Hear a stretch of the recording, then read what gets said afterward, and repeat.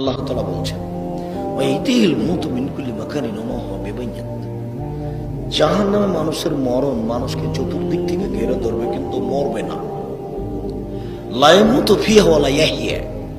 জাহান্নামে কেউ মরবেও না, জাহান্নামে কেউ বাঁচবেও না। তাহলে এটা কেমন জায়গা হলো? জাহান্নাম এমন একটি জায়গা যেখানে মানুষ মরেও না, যেখানে মানুষ বাঁচেও না। আবু হুরায়রা রাদিয়াল্লাহু তাআলা আনহু বলেন, রাসূল সাল্লাল্লাহু আলাইহি ওয়াসাল্লাম বলেছেন, ইন্না সাকরাতাল লাযীউল তুলকা মিন শাফিরি জাহান্নাম। একটা বিশাল পাথর, 1 কোটি মণ ওজনের পাথর একটা যদি জাহান্নামের মুখের উপরে ছেড়ে দেওয়া হয়, তাহলে নিচে পৌঁছিতে সময় লাগবে 70 বছর।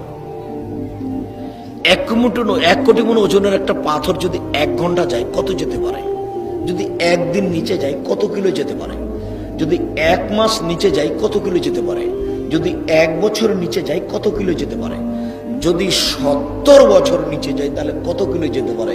আপনি বলতে পারেন জাহান্নাম কত গভীর? কেউ জানে না, কেউ বলতে পারবে না, কেউ কলম দিয়ে হিসাব আনতে পারবে না জাহান্নাম কত গভীর।